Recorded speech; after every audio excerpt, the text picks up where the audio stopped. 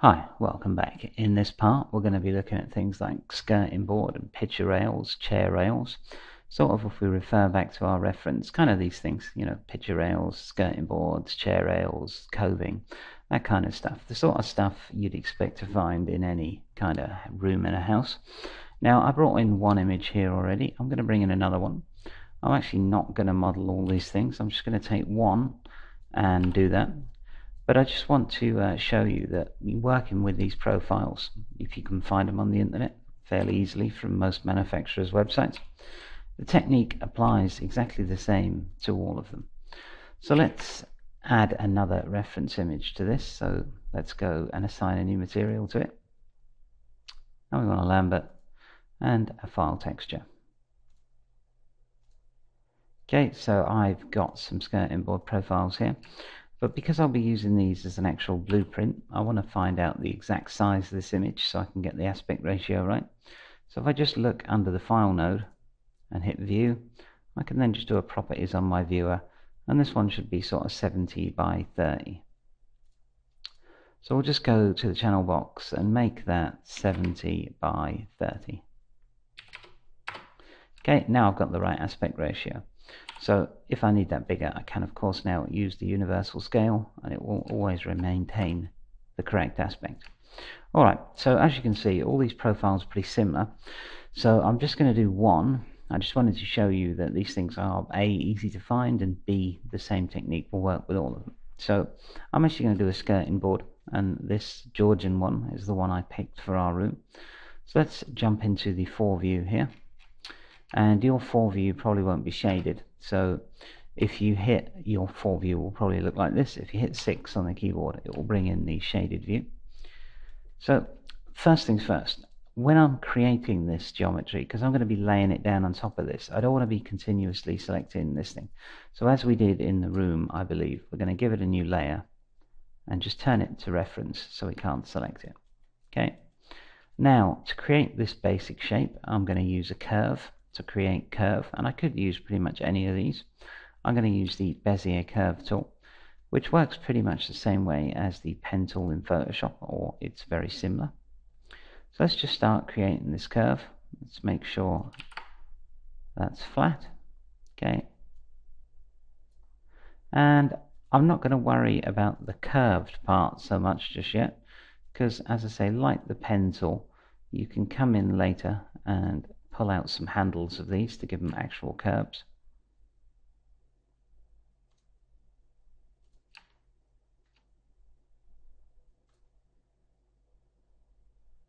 And I'm probably going to exaggerate this one just ever so slightly, so there we go. And now it's just a case of coming down to the bottom, making sure we're in a straight line.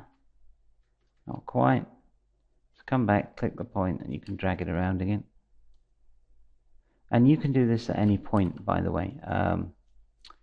You can come back and edit a curve even after you've closed it, which we're going to do now. So Control Shift and click on the first point you created, and that will close the curve. Alright, so we're looking pretty good here. Obviously this is not very curvy, but that's what we'll take care of now. So come in, press Control Shift, hover your mouse over the point you want to edit, press Control Shift and just drag it, and sometimes you'll need to do that a couple of times, and you'll pull out some handles. So just like the pen tool, you can move these around to create a curve.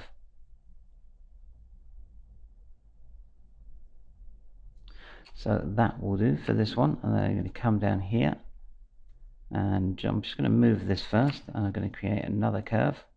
So just Control Shift and create that curve there. Okay, and then this point needs moving, where it would also be slightly curved, so I'll just get it into position.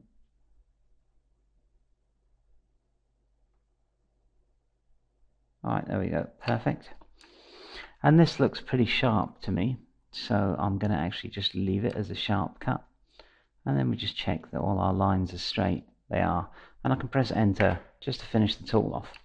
And as I said, if you need to go back in and edit this, you can either select its control vertex and edit those, and this way is fairly easy, or If you want the actual Bezier curve tool back, select the curve and just hit create Bezier curve. And actually, let me make sure I have that curve selected. So I need to be in object mode, select the curve, and then create Bezier curve, and that will bring you back to the original curve. So if you find you've got a bit of a wonky edge, or maybe your curve isn't quite as curvy as you'd like, you can always come back and re-edit. It's not an issue. Okay, so we're going to the front view, and I'll just hide these reference shots, because as you can see, drawing around this one would be exactly the same as kind of drawing around this one. So I'm not going to do more than one. Alright, let's just center the pivot on this, which you can find under your tutorial shelf, or you can find under modify center pivot. And let's just move this somewhere in the middle of the grid. Doesn't really matter, I just want it sort of closer to the grid. Okay, so now I've got this. What I want to do is duplicate it, so Control D. I just want to pull it out a little bit, because we need to go from a curve to some actual polygons here. So I can click these and loft between them. So if we bring up the surfaces menu and loft, let's look at the options box. Now we can output geometry as NURBS, or we can output it directly to polygons. Okay, so if we choose directly to polygons and just go to convert on the control points and hit loft, you'll get this.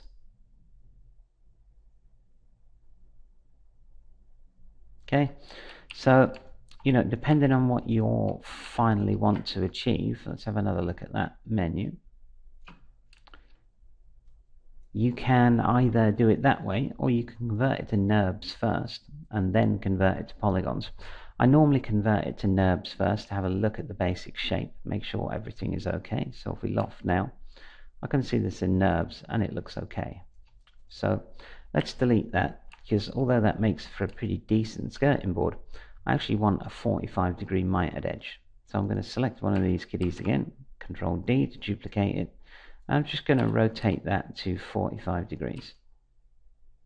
Okay, so I'm pressing J to snap the rotation. Alright, so I've got one at 45 degrees. I'm going to take this one, Control D, and put this one at 45 degrees also. So just again J to snap the rotation, and there we go. Now there is a problem with this. If I just loft between these end pieces aren't going to be long enough, because obviously if you cut something at 45 degrees it's going to be longer, and I can show you in the top view that if I loft between this now, this is going to be too short. So I'm going to take this and scale it on X to 1.4, and now the back of this is pretty equal with the back of this, and the front of this is pretty equal with the front of this. So I'm going to have to come over here and do this with this one too. 1.4, there we go, and now everything is on the same sort of line.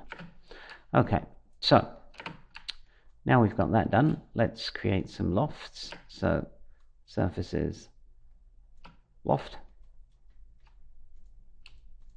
Okay, surfaces, where are we? I can just actually press G to repeat the loft command, and the same with this, G to repeat the loft.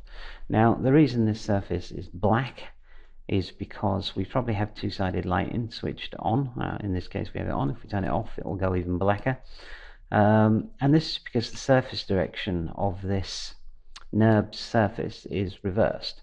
So we could fix that now, or we could fix it after we converted it to polygons. It's really not important. Let's just fix it now. Edit NURBS, reverse surface direction. There we go.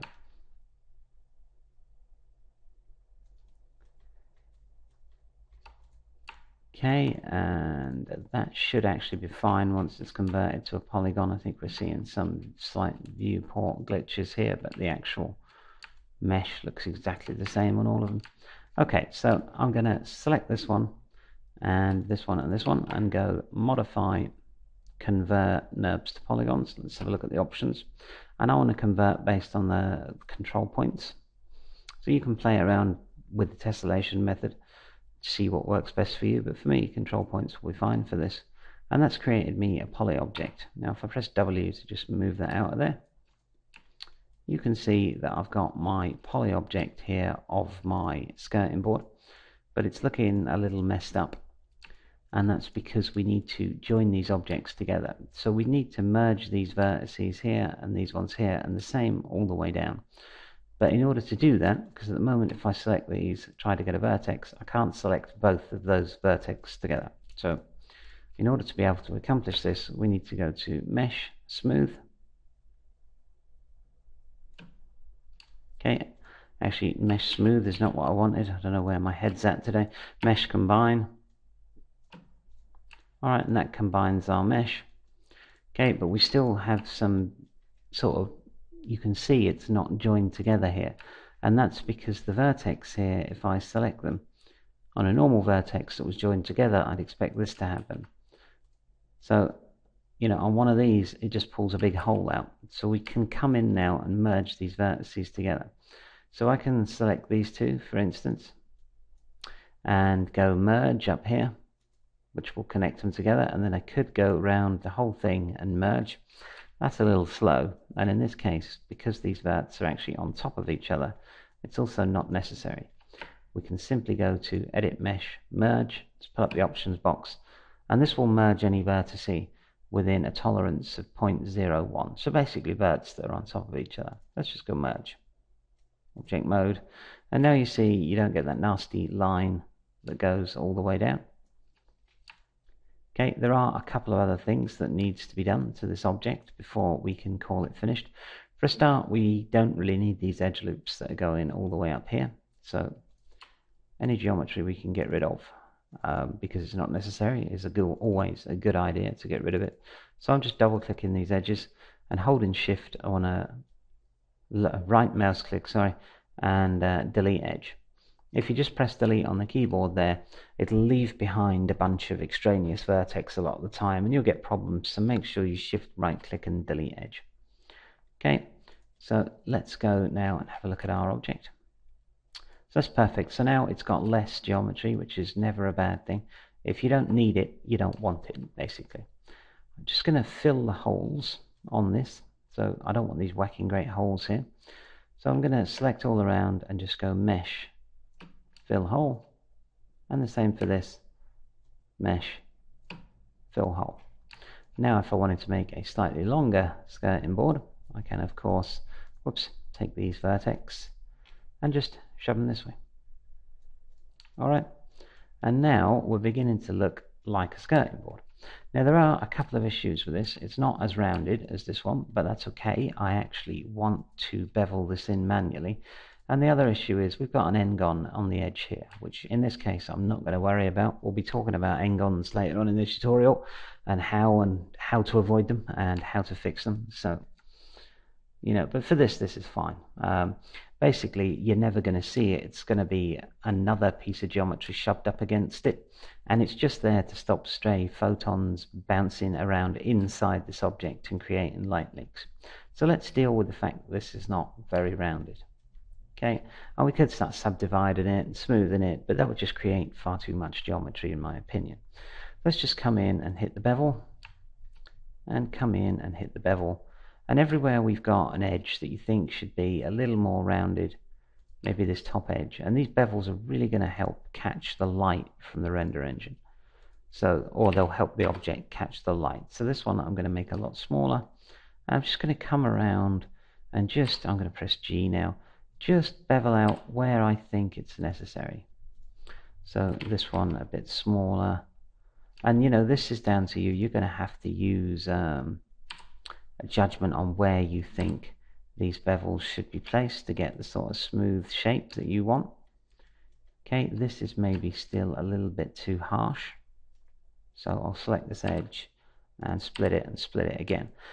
But anyway, this is perfectly acceptable for me. It catches the light really nice. I think you can tell what it is, and if I just duplicate this across and move it, I'm going to just center its pivot so it's easier to deal with. If I now rotate it, say 90, like so, there we go, and just move this into position as we would do in the room. Okay, so I'm going to just shove this together with this one. You'll see that adding those mitered corners, it really does help us get this to look, you know, more realistic.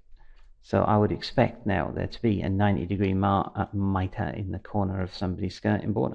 And when you catch it at the right angle, you can really see it, but it hasn't just been geometry that's squared and jammed together. So that's the creation of the skirting boards. And we'll need a picture rail, a chair rail, and some coving as well. But I'll leave you to pick which pieces you like from this reference, and you just need to make them in this way. So real simple to do. It's not that geometry high because it's going to be all over the room, so you haven't created millions of smooth polygons. It looks very nice, and you know, from a distance those bevels are really going to make this stand out. You're really going to be able to see all that detail in there. Alright, so I thank you for watching this part. I hope that's given you some insight on how to create those little sort of details for rooms, and we'll be back in the next part where we'll be building some simple furniture, and then we'll move on to building some more complicated furniture. Alright, thanks for watching.